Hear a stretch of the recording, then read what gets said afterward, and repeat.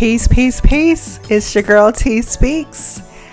Welcome to another episode of Understanding the Black Experience. My life's mission is to help heal the Black community one interview at a time. This is part 2 of my interview with Miss Wanda. If you haven't already listened to the first part, be sure to do that. Thanks again for all of your support. Okay, here we go. So in your opinion, with all that being said, what is our biggest struggle as a Black community?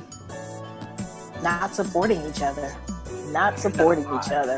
You know, it's just the division is really sad and heartbreaking that we don't trust each other a lot of times. You know, we don't support when there's support to be had, whether it's business or other stuff.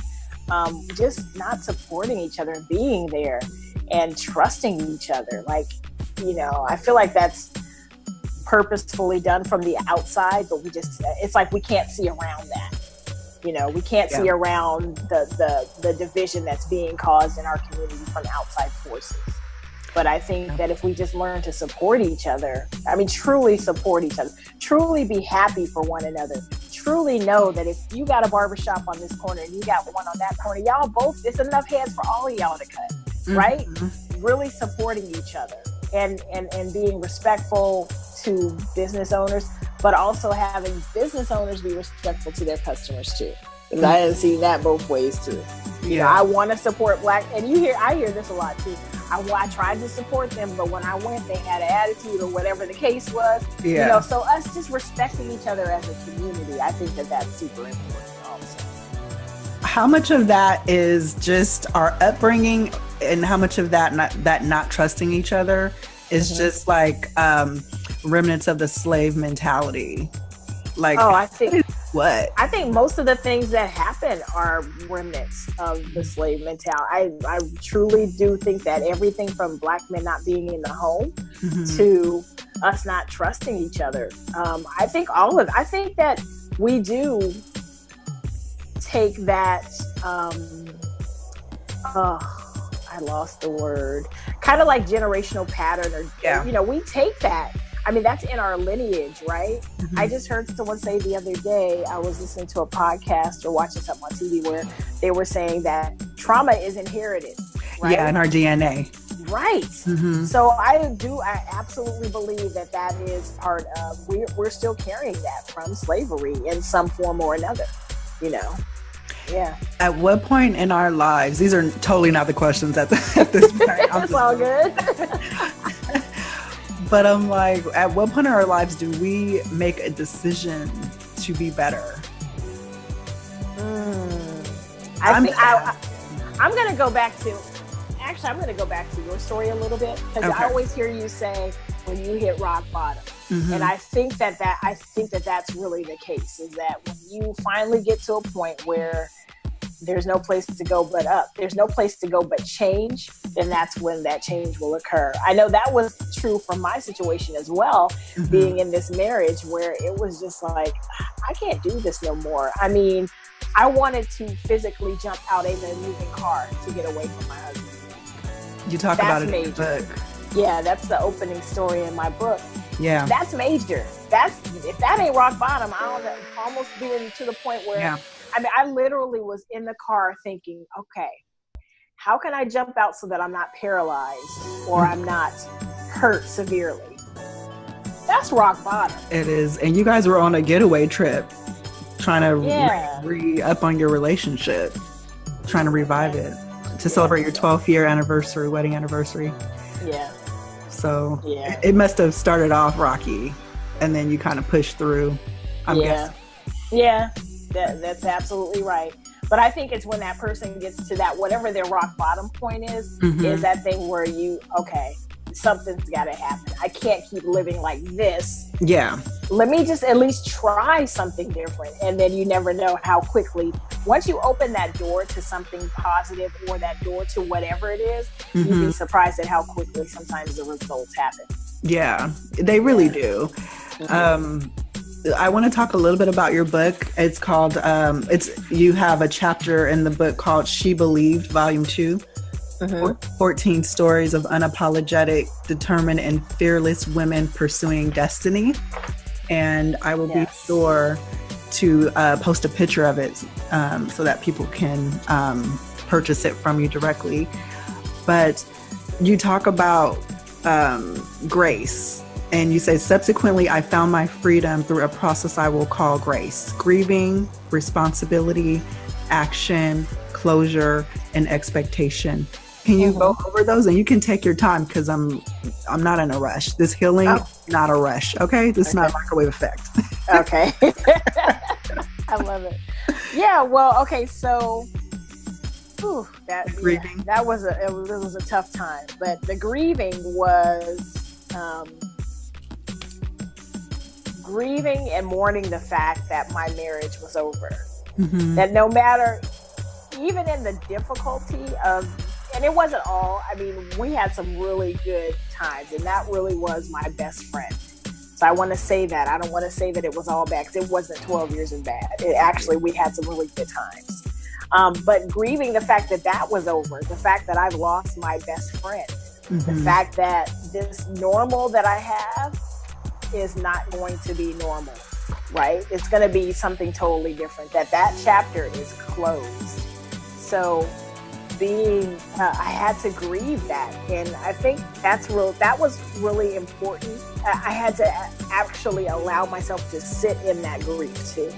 Because I think a lot of times what happens is that people will try to breeze through the grief part because it hurts so bad. That's me.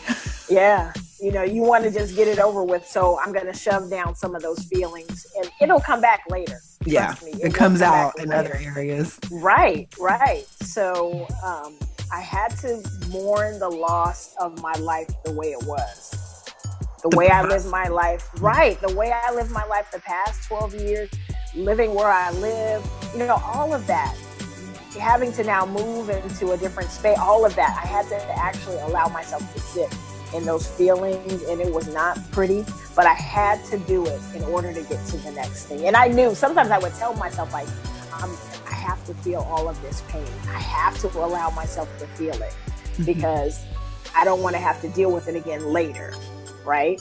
So, yeah. Does it ever seem like you wanted to feel the pain because at some point you numbed yourself and you weren't feeling anything? Or sometimes people, don't allow themselves to feel the pain, and then when it's over, they're like, okay, I can feel the pain now. Let's get this over with. I think I wanted to feel the pain because I really wanted to be sure that I processed through that part of the journey. Like I wanted to be able, and I think I wanted to be able to know that I just want to get it all out. I just want to get it all out. I didn't want to have to deal with it again. I didn't want to sugarcoat it. I didn't want to front like I was okay. I really felt like, for me, I felt like I needed to just sit with that pain. And that was the longest part. I think everything else kind of went, but once I grieved that the end of that, the death of that relationship, then I think the other parts, because now it's like, okay, now I can pick myself up. Now I can move forward. But I think that was critical for me. It was critical to be able to actually allow myself to sit in that pain. Yeah. So that was the grieving. And then the next part was the R was the responsibility. Right? Let me make sure. Look, it's been a while since I picked up this book. Okay. So the R is responsibility. Can you read a little bit of it? Yeah, absolutely. Okay.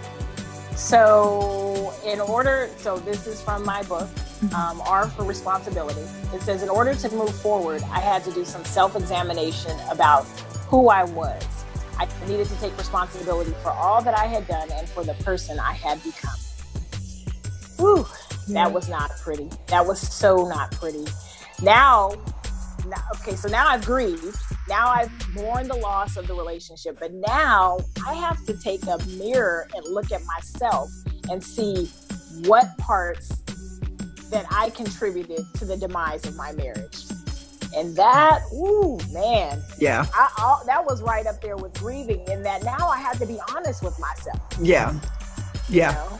I had to do some of that inner work. And so the nonprofit that I am on the community board for, it's called Mercy Multiplied, and they are a home for young ladies to find freedom in Christ from their life controlling issues. So the reason I'm saying that is because they have a curriculum called The Keys to Freedom. Okay. So I actually, once I moved into my own place after I stayed with my mom for almost a year, once I moved into my own place, I actually walked through the keys to freedom. And that had a lot to do with healing from your past. And so that was a critical part of the journey, that taking responsibility, because now I had to look at the things of my past. I had to look at the brokenness that I brought into the marriage, where that even came from. Yeah. Trust me, I was not the best wife, right? I had a smart mouth. I was sarcastic. I mean, it was just not pretty, right? But I had to take responsibility for all that, and I actually, called my ex and was like, I'm sorry. Like, I wasn't the best person. Yeah. But I had been harboring all these years of baggage that I didn't know how to process or deal with. I took that into the marriage. And so I wasn't my best self. I didn't even know how to be. By the end of the 12 years, I didn't even recognize myself. I just was so bitter and angry and hurt, and didn't know how to process the hurt, and didn't know why I was hurt, didn't know why when he said certain things to me, it just triggered me to completely shut down. Right? Yeah. So I had to take responsibility for all of that. And what part did I play in the demise of my marriage? And I think that's really important that we do that, because first of all, it's going to help you if you have a desire to be in a relationship in the future. It's going to let you, learn those lessons. But also, it helped me to dig into those really deep wounds that I had covered, that were just covered up for so long. And it helped me to be able to process through those things.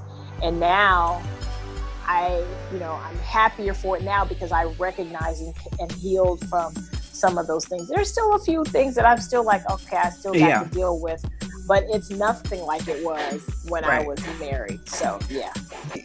I feel like we're like sisters in spirit, because our lives match up a lot.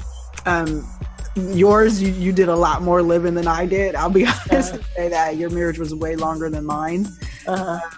But like, I'm still learning how to take responsibility for the things that I did, because I don't like taking responsibility. I like, I just gotta be honest.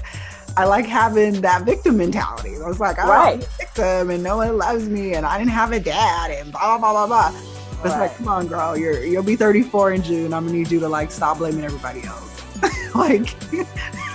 But it's hard though. It's hard. It is really hard, especially when you've been living in that space for so long. Yeah. Right? I'm a girl. When that's just been your way of life, and some of the things that have happened in our upbringing. Yeah. That just make us be like, oh, well, it's them. With the first chapter of this book, I tell people all the time, the first time I wrote the first draft, oh my gosh, it was the victim sob story. For real, okay? It was like, he was so mean.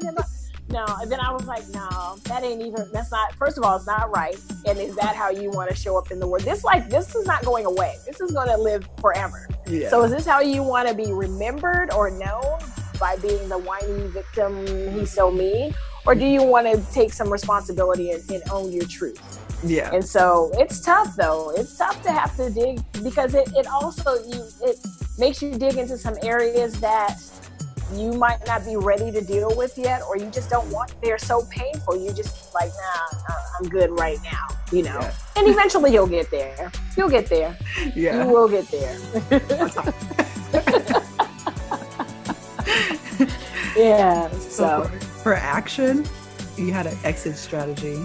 Oh yes. I had to have an exit strategy, and that found me sleeping in my mom's twin bed. But before I actually left, I was planning. Like after that incident happened in October. We didn't move out of the house until February of the following year, because I was like, okay, it wasn't the worst thing, right? It was just now we're kind of, my husband didn't believe that I was leaving. So I'm just sitting there. I'm like, okay, I'm sitting in the cut, just kind of planning things out because I didn't want to be hasty about it. Yeah.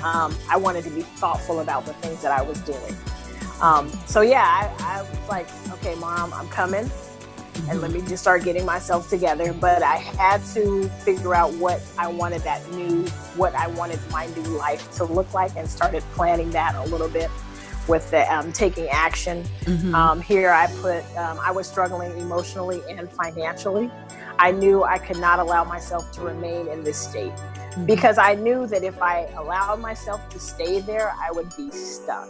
Yeah. So I had to make a plan of action, because I think that's where we fall short, is when, they always say when you fail to plan, you plan to fail. I really had to have an action plan of, okay, what is this going to look like in this new life? And so, yeah, I made an action plan and stuck to it, wrote it down. I wrote my goals, wrote down my debts, because I incurred a lot of debt from the marriage. So I just I made a plan to start following Dave Ramsey and getting out of debt, and just really making sure that I knew I didn't know all my next steps, but I just had to start somewhere. So planning some next steps was important. So that was the action plan that I talk about in the book.